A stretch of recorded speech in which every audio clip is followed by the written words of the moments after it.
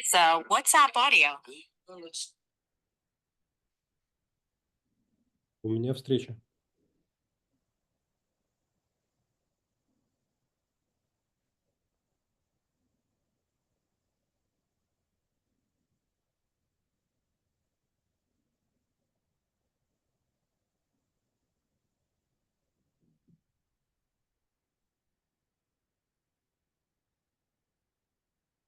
Hello and a warm welcome to the Nest Center weekly briefing. I'm John Luff. I lead the center's work on foreign policy. Our subject for discussion today is what could make Russia change its approach to the ceasefire negotiations initiated by the Trump administration to end the war in Ukraine.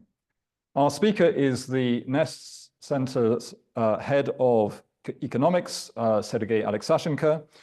Sergei has extraordinarily broad experience in government, business, and the world of academia. He was a deputy finance minister in the 1990s and later a first deputy chairman of the Russian Central Bank. He's served on the boards of several companies as diverse as Aeroflot and Norilsk Nickel.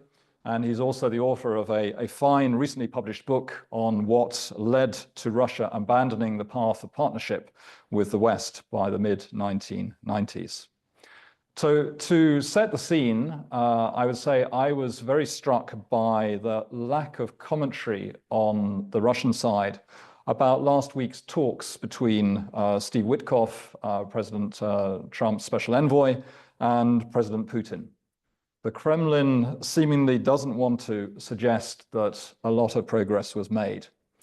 Witkoff told Fox News that there was, in his view, a deal emerging, and he tried to put a really positive spin on his 4.5-hour meeting with Putin. But the only result he could actually refer to was Putin clarifying his requirements for a peace deal. And I wonder if there really is anything new here, because the Kremlin has been telegraphing its requirements for the end of the war since actually things since started in February 2022. So Sergei, my first question to you is, how do you assess the current state of negotiations between the US and Russia? John, I'm very glad to be with you today and with our audience. And to my mind, the current status of negotiations is a stalemate. So like on the front, because both sides, Russia and the United States, they have different approach to those negotiations. Trump's administration, Donald Trump's personal intention is to reach ceasefire agreement as a precondition to any other agreements, talks, negotiations, topics, discussions, and so on. Vladimir Putin's approach is contradictory. He says that no ceasefire before we agree upon everything else.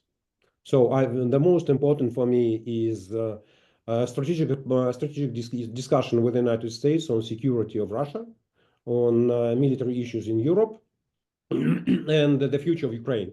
The future of Ukraine as a neutral country, as a country that should not threaten to Russia. So it seems funny a little bit that Ukraine may threaten Russia, but nevertheless. And that is the situation where I would say there is no any place for agreement. And Putin is very capable in foreign negotiations. He never say no to Donald Trump. He doesn't reject his intention to reach a ceasefire. And demonstrating his goodwill, we are ready to talk, we are ready to explain our positions, please consider our interests. Nevertheless, he is very tough in saying that no move forward without any concessions on behalf of the United States. So you should give me some carrots before I'm ready to move forward. So, I mean, it seems to me that Trump, from Putin's perspective, is obviously in a hurry, but Putin is not. And Putin can keep up this game for a certain amount of time. But at some point, it's going to become clear to Trump and his advisors that this is, in fact, going nowhere. And surely the reason why Witkoff was sent back to Moscow was precisely because progress wasn't being made. So I wonder what you think about Putin's assumption that time is actually on his side. Is he really justified in thinking that? Because you've got yes, the Russian army is advancing, but it's advancing slowly and at huge cost. Ukraine is so far not showing any signs of giving up the fight, despite its obvious shortage of manpower and lack of equipment, particularly air defense, as we saw in the case of this appalling strike on Kryvyi Rih. The military aid package put in place by the Biden administration is going to run still for a few months. So, Putin may have a bit of road, but it seems to me that at some point that he might actually find himself under a bit more pressure than he imagines. So do you think he's justified in thinking he's got time on his side? Yes, I agree with this approach. And I think that this is the view that dominates Putin's position, Putin's decisions since mid-2022, when he recognized that his plan A, Blitzkrieg, failed, and he needed to find negotiations in Istanbul failed, and he needed to find any new idea, military idea, for continuation of the aggression. And the idea was very simple, the war of attrition. He recognizes very well that economic military potential, human potential of Russia is several times bigger than that of the Ukraine, that Ukraine virtually has its own military industry, and it is dependent on supply from the West, from Europe and the United States. Putin saw Joe Biden administration as very indecisive. He was slightly scared of new administration of Donald Trump, of its unpredictability and maybe a readiness to strong actions. It seems to me that today he recognized that Trump's administration is non-decisive as well. I would say the Kremlin believes that Donald Trump is to a certain extent pacifist. So his general approach, I'm against the war. And that's why I'm not ready to supply any new weapons to Ukraine. If that is true, if United States will not approve any new package of military assistance to Ukraine, that means Ukraine may rely only on European supplies, which are still small in size that of the United States, and more important, they're different in composition. So anti-air missiles and long-range missiles and were supplied by most important military space intelligence was supplied by the United States, and Europe cannot substitute the United States in this issue. So the approach of Putin to the current military and political negotiation situation is very simple. You as the United States, you have no arguments to put me to the table and to enforce me to sign any agreement if I don't want it. So I may continue this military campaign. Yes, it's without any strategical success. Yes, it's very costly. Nevertheless, initiative is in my hands. I continue to press, and I rely that Ukrainian defense, Ukrainian decisiveness to resist will fail someday. So I continue missile strikes on Ukrainian cities. They are more and more intensified. I don't care about human casualties. So I continue to do what I started in mid-2022, hoping that will strengthen my negotiating position. I will grab another 10 square kilometers or 100 square kilometers. I will take another city or another village. I will destroy one power station or another hospital. So the price on Ukrainian side will continue to grow every day, while I don't care about the price. For the Russian economy, for the country, for the society, it's war somewhere on the margins. And the bulk of Russian society is not very interested in what's going on the margins of the country. Yeah, understood. Can I just invite our audience to submit questions by or comments by the Q&A function on your screens? We'd love to hear from you. So again, I mean, I understand that logic, but it seems that there's a lot on offer from the Trump administration at the moment.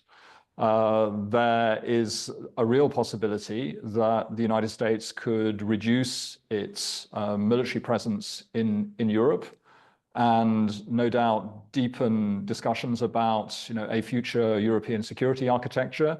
There's a real possibility that the United States will partially lift sanctions on Russia, which is clearly something that the Kremlin wants. I mean, could we find ourselves in a situation where, in fact, the bilateral relationship with the US is perhaps mended to a degree, and Trump gets bored of Ukraine, and it's then a matter of Europe having to deal with Ukraine? And meanwhile, we see a partial lifting of US sanctions, but European sanctions remain in place. I mean, could you foresee that sort of scenario? Partially. I do not believe that the United States could lift sanctions, could reach some long-term agreement, strategical agreement, military agreement with Russia without ceasefire. There were several comments on behalf of the White House, of the State Department, saying that any negotiations about future, about any agreements with Russia only after the ceasefire. And we see that several trips of Kirill Dmitriev, the personal envoy of Vladimir Putin, that who tried to bring some economic bonanzas to Trump's team, saying, okay, here's a deal, here's a deal, here's $1 billion, here's a 10 billion, here maybe $100 billion you can own. Yankees, please go home. So it means go home to Russia. You will earn a lot. They don't create any effect. So the American side is looking on this opportunity, saying, okay, guys, thank you. It's very interesting. We are ready to discuss it, but only the ceasefire and any solution of the military conflict in Ukraine. So I see the possibility. I do not see any opportunity if the U.S. administration will change its position towards Russia, means softening position, sanctions, economic transactions, even except of embassies. I believe that is the issue that is win-win, mutually beneficial. So making embassies more workable, establishing, let's say, the communication channel not only on the level of White House, Kremlin, but let's say on the level below. It's important for both sides. So, and I believe that some softening in the diplomatic relations could take place, but that doesn't affect anything else. And saying all that, I agree with what you said, that at certain time, and it seems to me it's approaching, Donald Trump may be bored of Ukrainian situation. If you look on the American press, you see he doesn't mention Ukraine. He doesn't discuss this topic, and moreover, journalists do not ask him those questions, because this topic is out of radars in U.S. media, in U.S. politics. We see that even Secretary of State Marco Rubio, he's silent on this topic. He's out of negotiations. So the idea, the hypothesis that at certain point in time, publicly or just close in confidentially, Donald Trump will say to Europe, okay, guys, Ukraine is a part of Europe. It's your problem. Please do it yourself as you see it. I will back you. I will second your decisions, but I don't want to be the first hand in this game. So that is the very possible scenario. Yeah. Okay.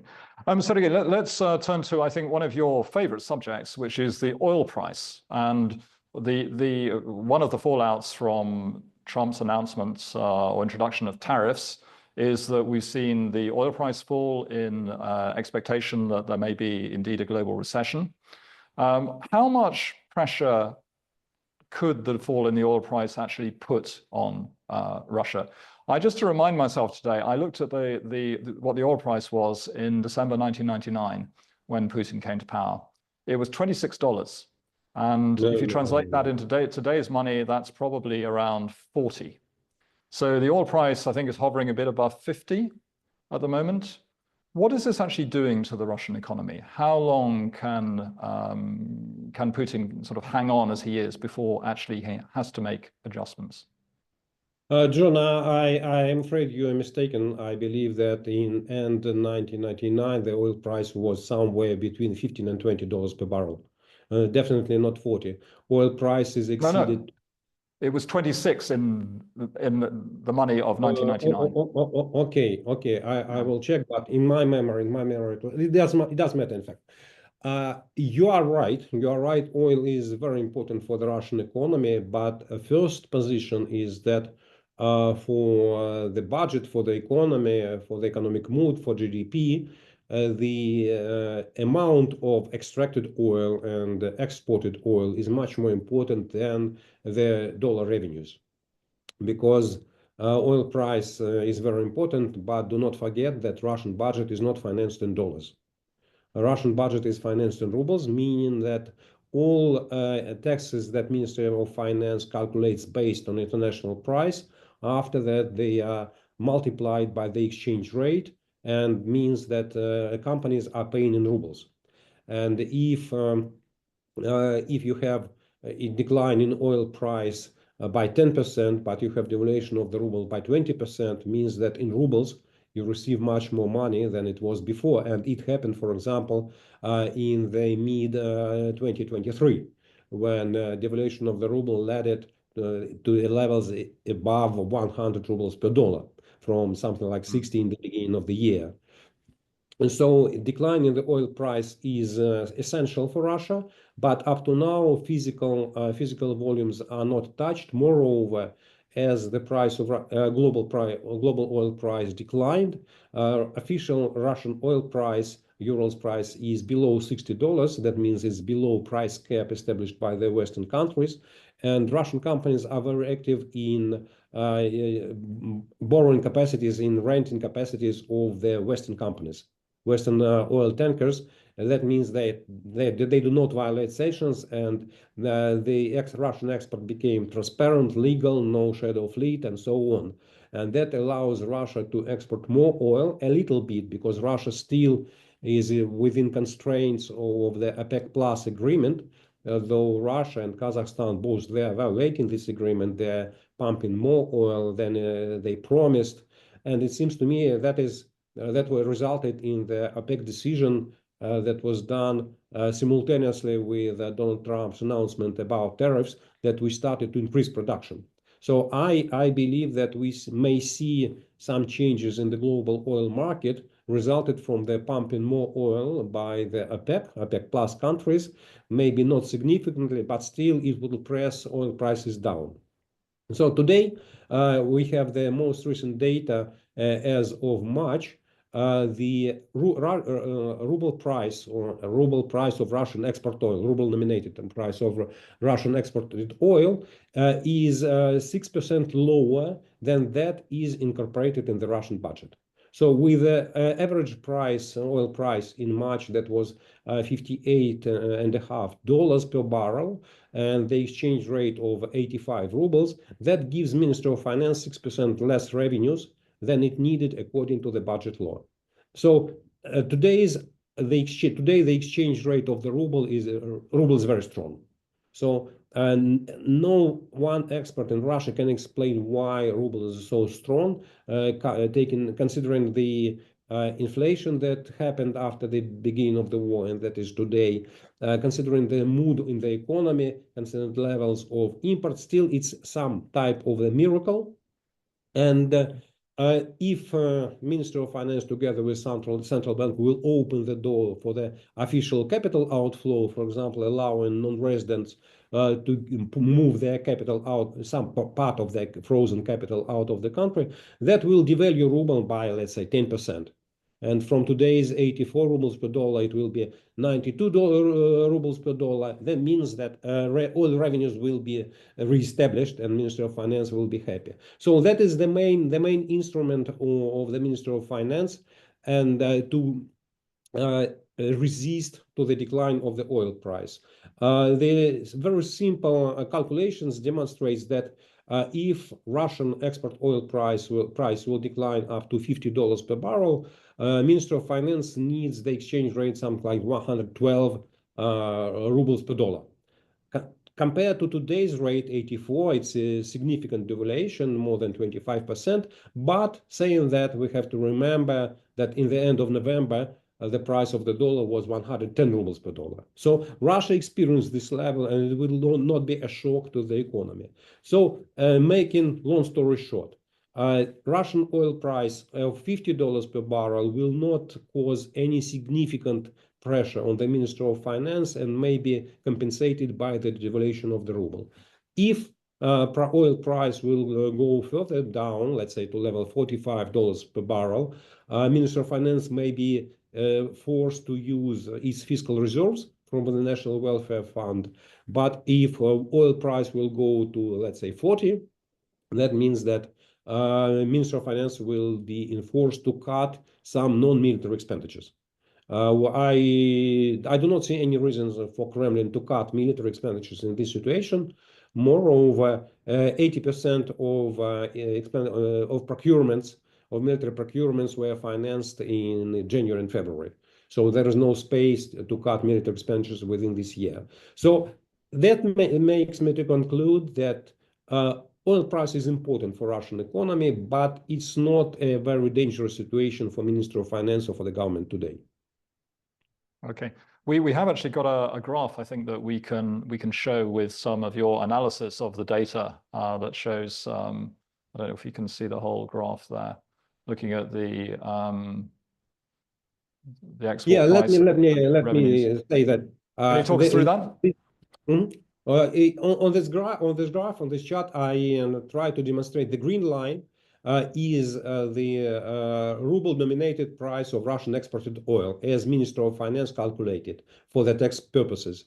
And all bars, it's a composition of gross revenues. A red bar is from oil, blue bar is from gas, and light blue was extraordinary tax on Gazprom in the end of 2022. And we see that the overall revenues of the from oil and gas production and export together is going in line with the ruble price of Russian exported oil. So that is the correlation, and that is the most important factor that allows us to predict what will go on with the revenues of the budget. Okay, very, very interesting. Thanks to our technical team for showing that. So we have a question here, Sergey, from Ian Bond in London, who asks, how low would the oil price have to fall before it would be a serious problem for the Kremlin? Below $40 per barrel. Below $40 per barrel, most important, it should not be a 1 day or 1 week fall in the price. We can remember from the experience in 2008, in 2015, 14, 15, and in the COVID time, that the fall of the global oil price in those episodes was to the level of $30 to $35 per barrel, but it was very short-term living. So it was not a stable price on this level. It was 1 day, 1 week touch, and then price started to recover. Because with this level of oil price, many producers should shut down their production. They could not survive. For example, new oil wells in the United States could be drilled with the oil price somewhere at level of $65 per barrel.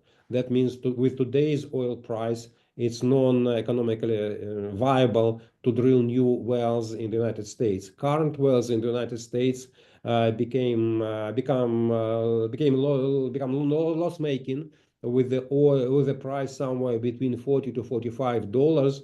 And if the oil price will be, let's say, between 45 and 65, the U.S. oil production will steadily decline. So that is the market. That is the market, and that's why the answer, what is the level of the price, very important. Okay, collapsible for the Russian, not collapsible, but damaging for the Russian economy. It's below $40 per barrel. But I do not see this scenario as viable today.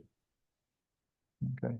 And okay, that scenario is unlikely, but if it were to happen, in which areas would the Russian authorities then try to achieve budget savings? You said they wouldn't cut military expenditure. So what would they target? Which sectors? Being in the shoes of the Russian Minister of Finance, I would try to avoid sequester budgetary cuts for at least, and I believe that it is doable within the period of 6 to 9 months, because I have some fiscal reserves. I have reserve of devaluation. Of course, with oil price as $40 per barrel, the neutral exchange rate should be something like $140 per barrel. It's much too much. So it's maybe psychologically damaging to the population and to the economy. So it hardly will be reached. Nevertheless, I have, in any time as a Minister of Finance, I may reach an agreement with the central bank, which will participate in the purchase by Russian banks of state bonds. So for the period 6 to 9 months, I believe that the main instrument will be to increase budget deficit and to finance it via borrowing with the assistance of the central bank. If situation continues, if the let's say this oil price of $40 per barrel stays for longer period, I would reduce the level of indexation. I will freeze level of wages and salaries for the non-military, for all civilian sectors, and I will not use any indexation according to inflation for the budgetary expenditures for any other purposes.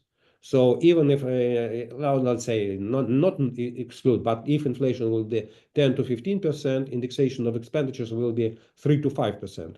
And it will be up to budgetary agencies, to ministries, to companies to decide which expenditures to cut. So it will be a very brutal fiscal consolidation policy, but combined with increased borrowing. Sure. So in other words, a controllable situation, because there is, I think, still a tendency in Western countries to think that the Russian economy might at some point collapse because we're so influenced by the end of the Soviet Union. But from what you're saying, that is really in today's world is not the case. The Russian economy is actually quite resilient even when put under this level of pressure.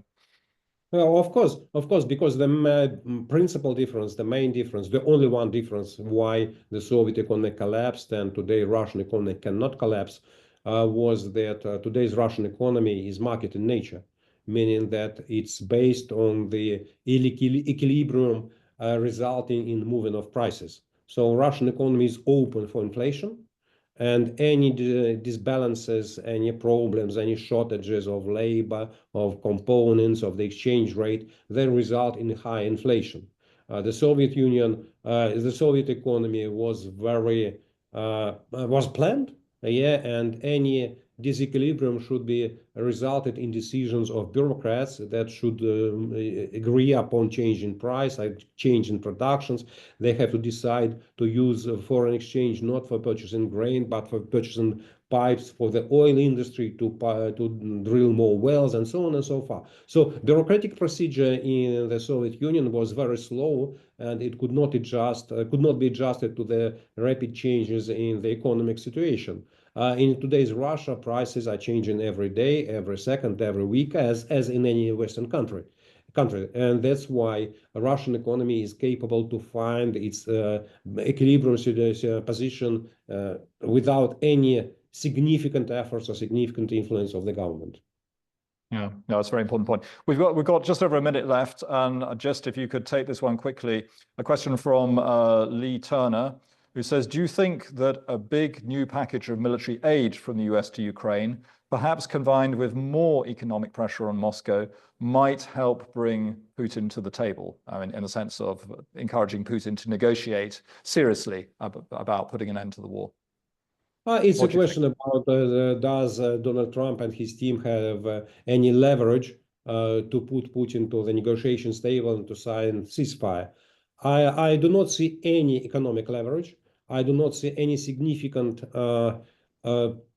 increase in economic sanctions, maybe except of one, to use secondary sanctions against India, saying that if you will purchase Russian oil, we will impose sanctions on Indian refineries, on Indian seaports, on Indian terminals, and on all Indian companies that use Russian oil, as well as Turkey, who is one of the major purchaser of Russian refined products, and then it's mixed with its own products and sell to Europe. So those two countries, they allow Russia to export a lot of oil. I do not believe that it's doable with China, so I don't mention this country. So, and if this pressure on India and Turkey is combined with the agreement with Saudi Arabia that will pump more oil and supply to India and to Turkey, to Europe, so that is the only one economic pressure. But I do not believe it will force Putin to change his political negotiation position. Military package. Look, military package could change position of Putin, his understanding of the situation, but it should be very sizable. It should be like in at least, to my mind, 25, 30, $35 billion within a year. That is 2-3 times more than Biden's administration was ready to provide.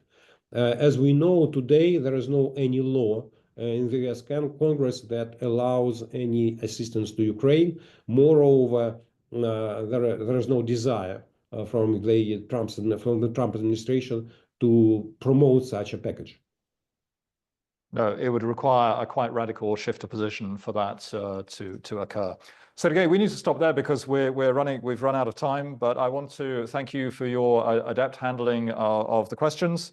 I want to thank to our audience for joining us today. We'll be back again next week.